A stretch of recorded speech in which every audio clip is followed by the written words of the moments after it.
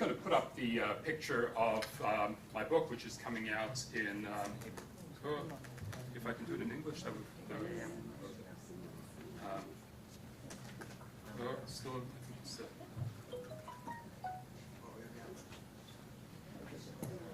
so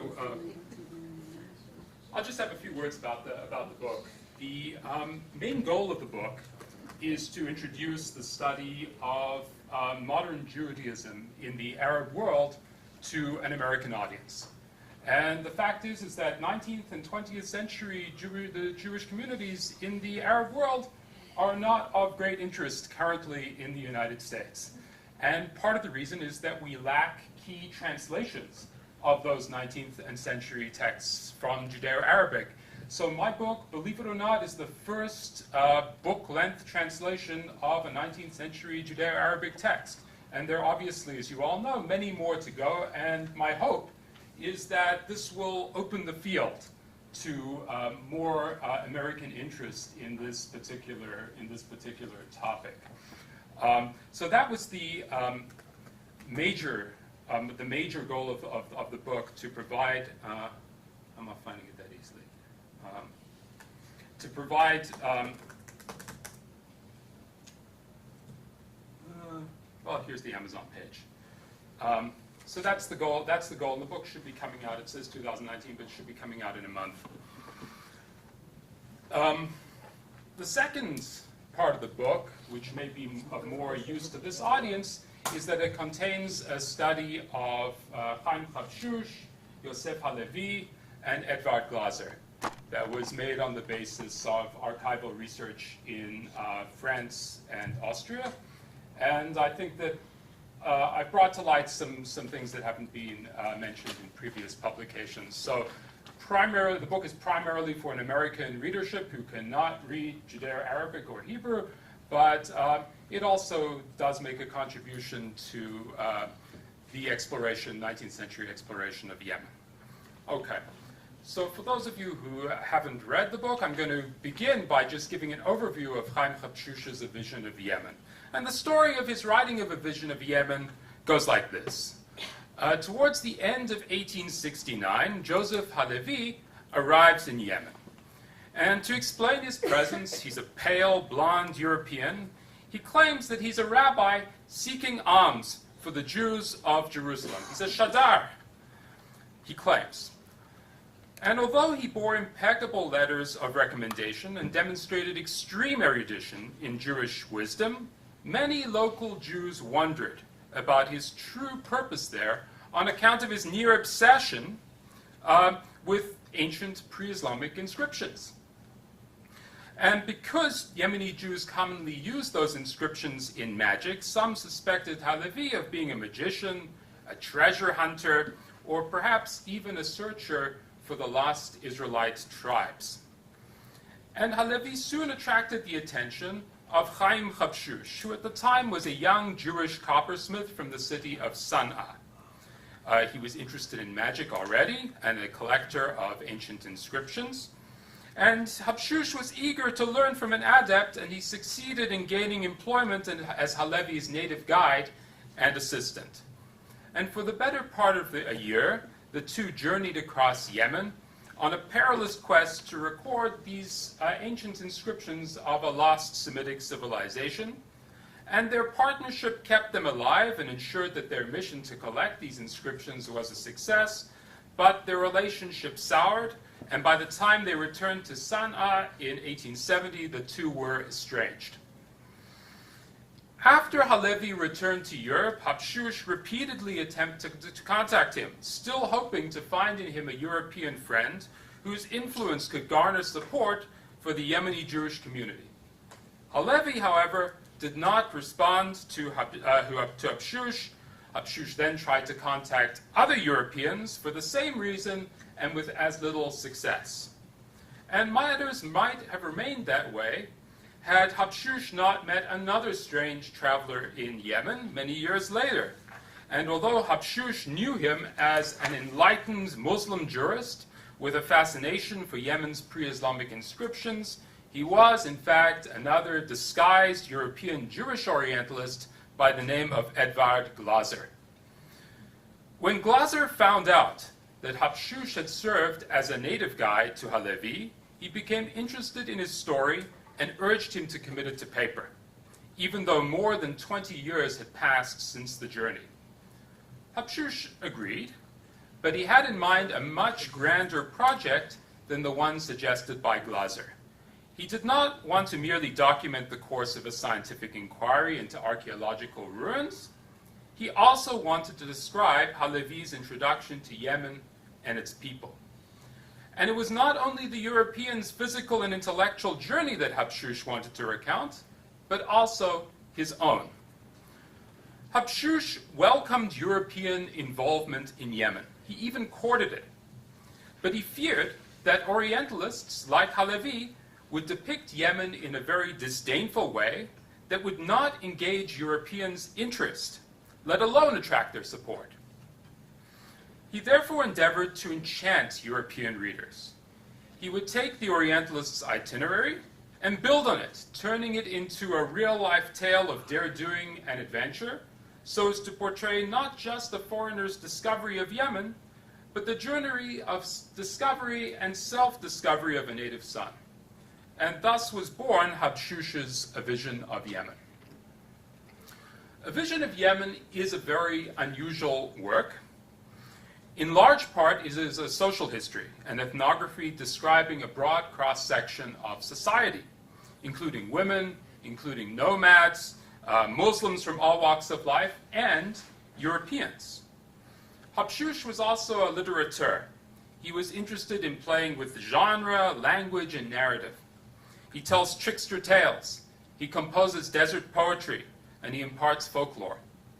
The work offers a sophisticated exploration and analysis of some of the most pressing issues of the period. Habshush describes Muslim-Jewish relations, both symbiosis and persecution. He discusses the decidedly mixed blessings brought by Islamic revivals and Ottoman reform initiatives. He addresses the haughty attitudes of enlightened European Jews towards Yemeni Jewish customs, particularly ones involving sexuality and superstition. Habshush also has his own prejudices which come across. He has no compunction about describing his feels of revulsion, discomfort, or smugness when he visits foreign and impoverished regions, where he witnesses unhygienic living conditions, or when he meets people whom he regards as simple, boorish, or otherwise shocking. Habshush, however, also shows himself to be aware of the moral ambiguity of many of his own and his companions' actions, particularly where the fine line between self-serving and principled actions is difficult to discern. A Vision of Yemen is thus a thoughtful and self-reflective work that reveals the author's personality and his attitudes toward the people and societies with whom he comes in contact. A particularly thought-provoking feature of A Vision of Yemen is Habshush's understanding of himself as a Yemeni. His sense of identity, and perhaps even of nationality, contrasts sharply with many concepts of diasporic Jewish identity, commonly identified by both Zionist and anti-Zionist thinkers. That is, Habshush acknowledges the horrors and regularity of persecution of Jews, but this acknowledgement does not impinge on his feelings of belonging in his land. At the very beginning of his travelogue, he discusses the plight of Yemen and the persecution of its Jews, and I'll quote here in my translation. At that time, we lived in the depths of a sea of troubles, surrounded by innumerable misfortunes. We were living in a land of oblivion, an Arab land. A war had broken out among them, which seemed like the valley of slaughter, and a great slumber and darkness fell upon us with no one to awaken, support, and spare us. Because of our enemies' anger and destruction, there was no prospect of rescue. Plagues, famine, and violence left us but few survivors in the city of Sana'a. In 1860, the plague gained strength, taking prisoner whomever it saw fit. But famine, in its mercy, embraced them, bearing them away in its arms. Violence dispersed the Jews in every direction. Their houses fell into ruin, and their villages were destroyed. And from where else could their were oppressors going to get their daily bread, if not from a remnant of a remnant? So you can see how Habshush minces no words in describing the plight of the Jews in Yemen, a plight which is caused both by natural factors and by religious persecution. However, these difficulties and the realities of persecution does not impinge on Habshush's deep sense of belonging within Yemen. Neither does he view himself as alone in these sentiments, which at one point he labels love of homeland, which is hub al-watan, a term that was popularized by 19th century Arab nationalists, although there's a history of its use before that period as well.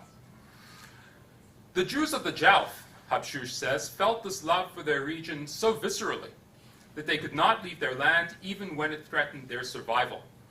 And these Jews defended their position by saying, quote, "This land is the best that there can be in the world."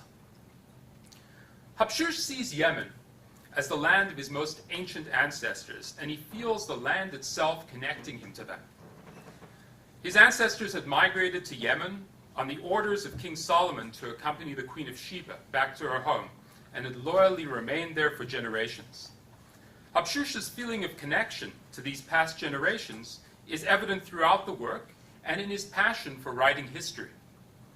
Grave sites are a prime locus for expressing this connection, and this is something I realized yesterday I have to look into in far more detail given what Professor Gavra said about Jewish attitudes towards visiting graves. It's very clear that Habshush regards that as essential to his own identity, but whether he was unique in this among other Yemenis, I don't know.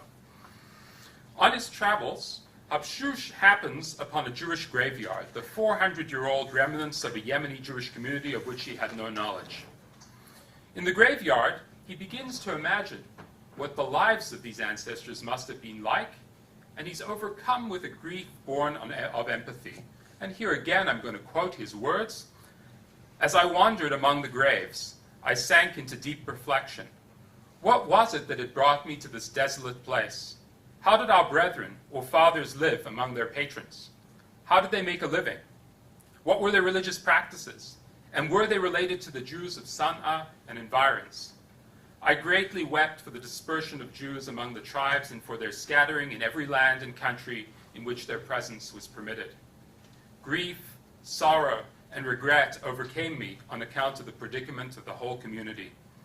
While I was sunk in the sea of melancholy, and weeping, sobbing, and moaning among the graves, I imagined the devil saying to me, 'What are these people to you who have already passed away and been buried? What do you know of their lineage, ancestry, and beliefs that you pray, cry, and beseech your God for the good of their tombs?' When this devil's wind struck the clouds of my imagination, the raindrops of my eyes dried up, and the clouds above the burial ground dispersed. I went from there, and the light of the sun conquered me." So, although the devil may have broken Habshush's graveyard reverie, Habshush ultimately refuses to succumb to the devil's temptations to ignore his own powerful sense of connection to these graves. These graves establish a familial connection with a bygone era of Yemenite Jewry that he believes it's a sin to deny. The land of Yemen thus plays a role for Habshush that native lands have played for other romantic nationalists. The land creates and reinforces the tie between its living inhabitants and their ancestors. And there are many passages within A Vision of Yemen which convey that kind of sentiment. What about the living non-Jewish inhabitants of Yemen and the graves of non-Jewish communities?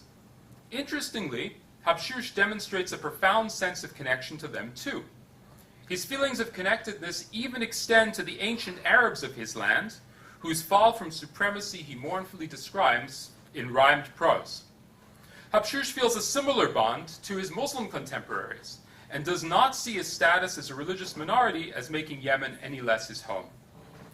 This romanticism does not blind him to the realities of persecution. He's aware of Muslims who use their religion to ill-treat Jews. For example, he describes some Muslims who deny water to Jews on the basis of their religion, and Muslim officials who ground their policy of impoverishing Jews on the basis of something they've discovered, quote, in the margins of one of their saints' books. However, Habshush does not believe that Islam inevitably requires its adherents to persecute Jews. Did not the Prophet, Habshush remarks, have a Jewish neighbor with whom he spoke amiably? Habshush speaks of his own friendships with Muslims, and Muslims who are generous, of good character, devoted to reason, and who go out of their way to protect Jews. Ultimately, he believes that a propensity to commit evil is something that attaches to people regardless of their religion, and again, a quote from him, "An evildoer is an evildoer regardless of whether he is a tribesman or a Jew." Given the existence of both good and bad Muslims, he says, Yemeni Jews know that they must treat the iniquities visited upon them by Muslims with forbearance and self-control. The quality of self-control for Habshush is one that characterizes most Yemeni Jews.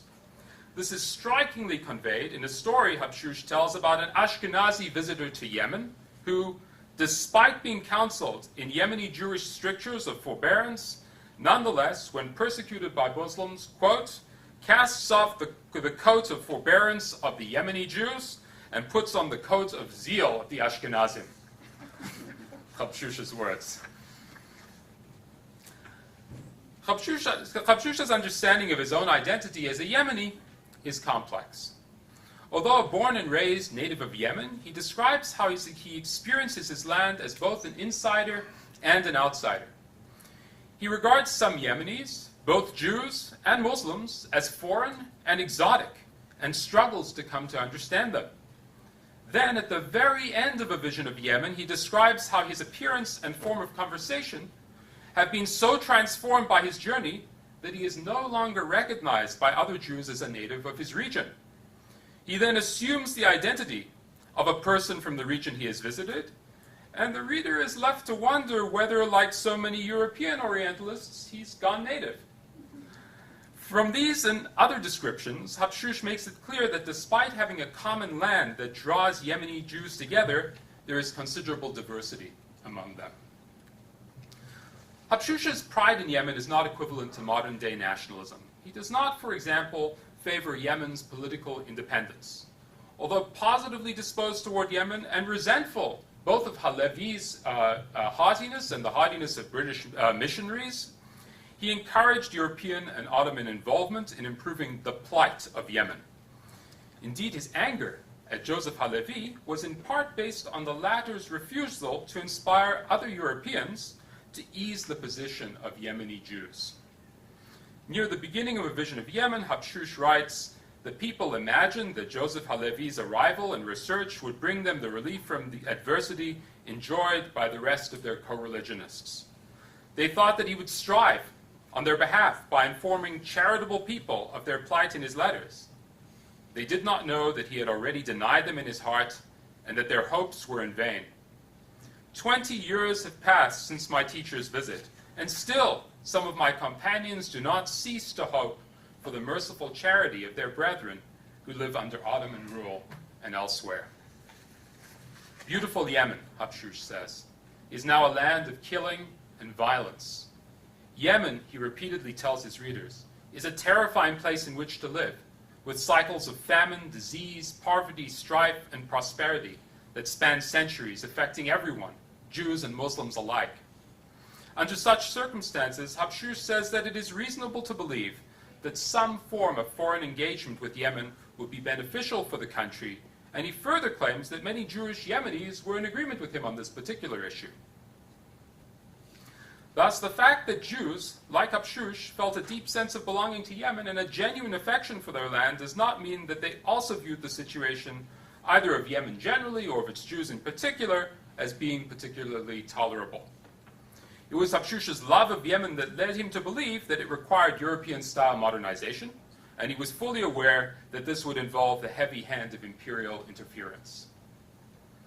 As a result of these beliefs, Habshush welcomed Ottoman imperial rule, despite the counterproductive backlash against Jews that followed in the wake of many of its reformist decrees. At one point, Habshush even compares the Ottoman Sultan to the sun and his officials in Yemen to the moons. He exonerates the Sultan of his officials' wrongdoings on the grounds that some of the moons are darkened on account of their distance from the rays of the sun.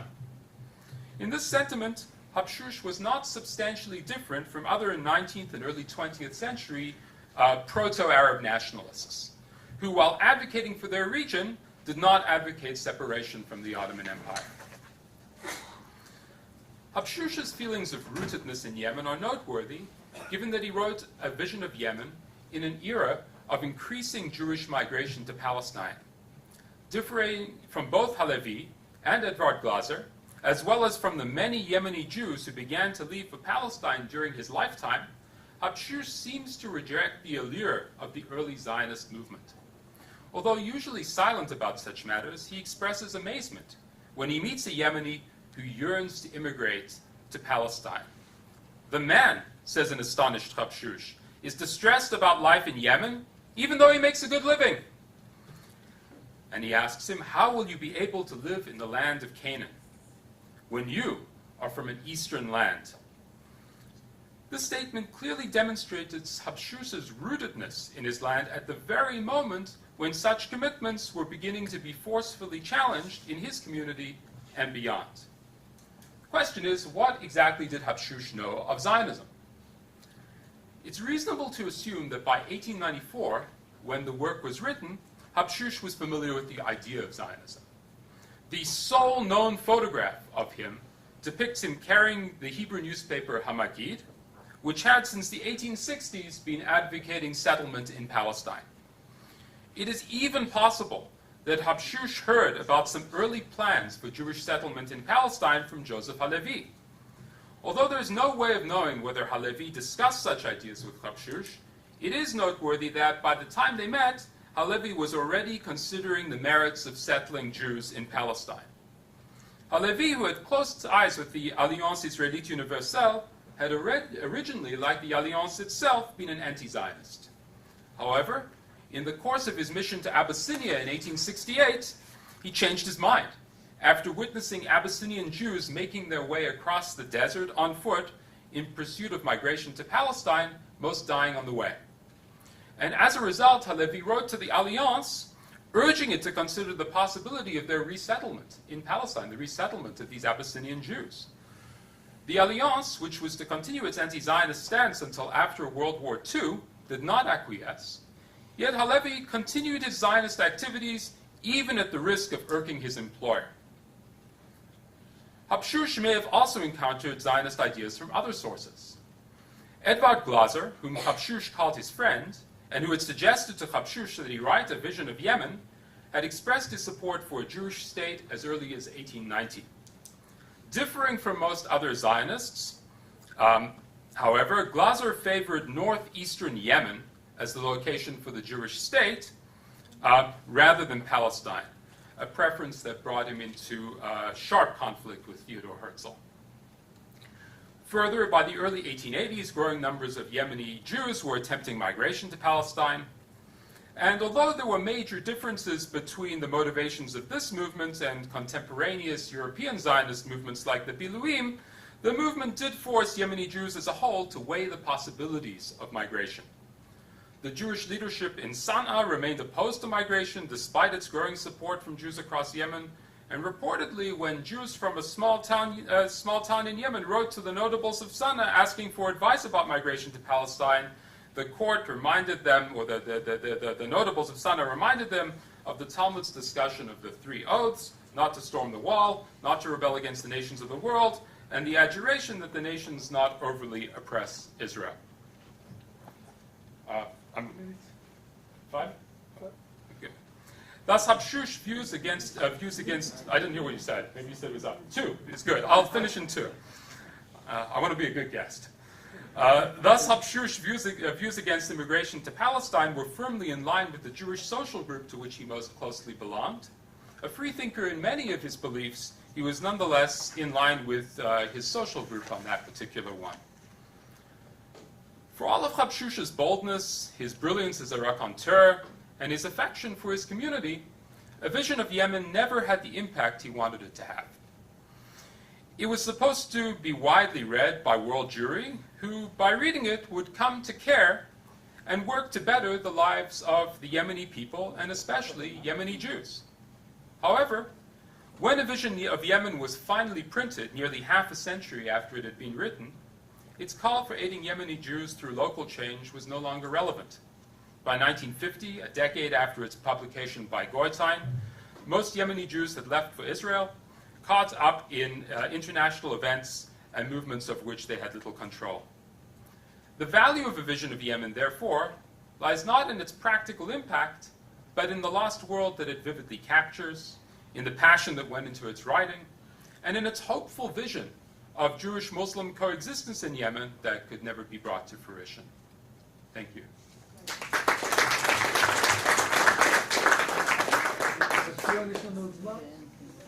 You have 3 minutes for questions.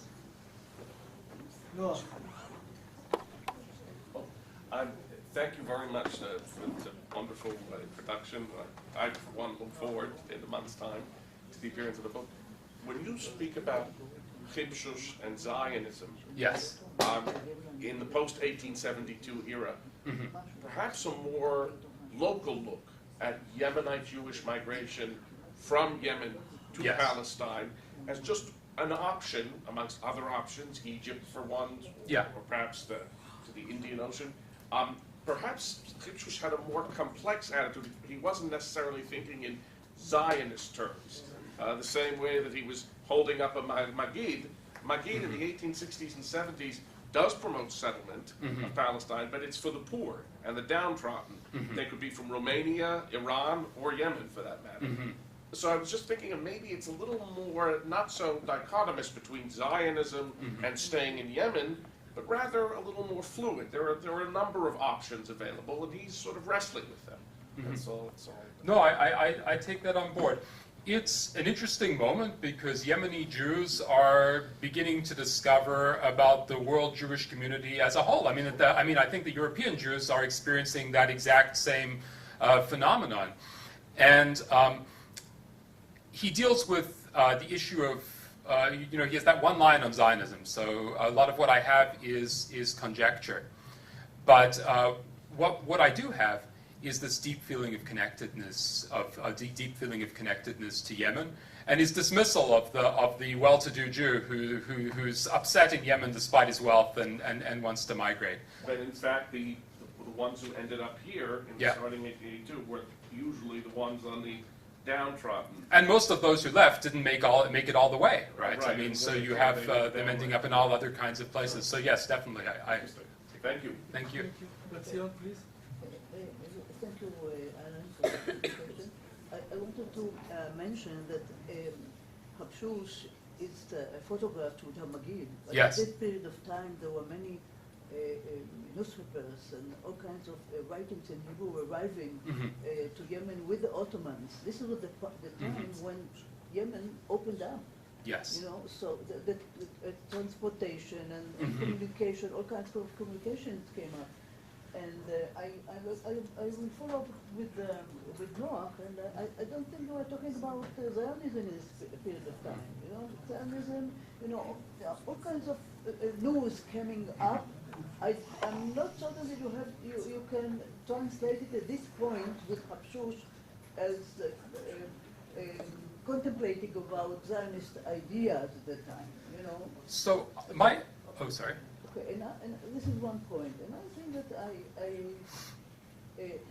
want to mention, you have not mentioned at all Goiten's edition. Yes. Which is the way that Habshush's writings came. Yes. Everybody knows about it. And this book was published in this house so many times. I think maybe 5 editions or so.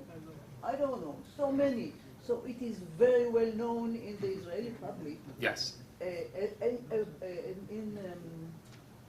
By the Goiten's edition, okay, with his interpretations and footnotes and explanations, etc. If I'm not mistaken, there is also an English translation by Goiten of Habshush. Anyone can? No, he has an English summary, A summary. There is which- summary, so it's not yeah. the whole translation. But There there is is a summary. There's a French, there's an Italian, Yeah, and there's a but, transliteration into Arabic. Yeah, Um, into Arabic. But Goiten's has this summary, so I wonder if you could find some of Goiten's observations in his summary, yeah, about Habshu that is different from your interpretation. So I'm not pushing this issue of Zionism too hard. As I said, it's not the same as the Biluim, which is in the 1880s, Yemeni Jews migrating to Palestine is not the same. They're not doing it for the same reasons as the Biluim were. I do think that Habshush did know about Zionist ideas. He published a letter in Eliezer ben Yehuda's newspaper in Ha'or. He has Hamagid in his hand. He has guided a whole bunch of European Jews who came to Yemen around, including these two, Halevi, who later became one of the Chovevei Tzion. He founded the Parisian chapter, and Edvard Glaser, who had this very idiosyncratic idea of Zionism, placing the Jewish state in northeastern Yemen. So I feel that the fact that he has this line where he specifically dismisses this potential migrant to Palestine, and the fact that the book is such an outpouring of love for the land of Yemen itself, not just the Jews and the Muslims of Yemen, but the land which comes through, I feel that I can read something into that. But I'm not pushing it too hard, but I feel confident that he would have known at least an outline about some of those ideas. In terms of Goitein's interest in a vision of Yemen, and the question is, do I differ with Goitein in his? Especially on your main theme about the love of Yemen. Did you see any? I don't remember. So now. yeah, I read Goitein so many years Goitein ago. does not comment on that on his attachment to the land. on his attachment to the land, but it's clear that the text had a huge impact on him. I just heard from Hanan Harif about a paper he's giving in a month's time, where the practical consequences of Goitein's editing had on a particular case. But Goitein doesn't comment on that particular issue. I think he's interested in a vision of Yemen because of its potential as a model for Arab world literacy. That's one of the things that he talks about, that just the way as Habshush wrote down his dialect, other Arabs, not Jews, but Muslims too, and Goitein writes about this, could use that as a model for writing down their own colloquial dialects. So I think that was something which fascinated Goitein more. He even nicknamed this specific literary style in his book, The Jews and Arabs, as a literary colloquialism. Oh, is that right? That's nice. That's the term he mentioned there. Yes. Yeah. Okay. Thanks. Okay.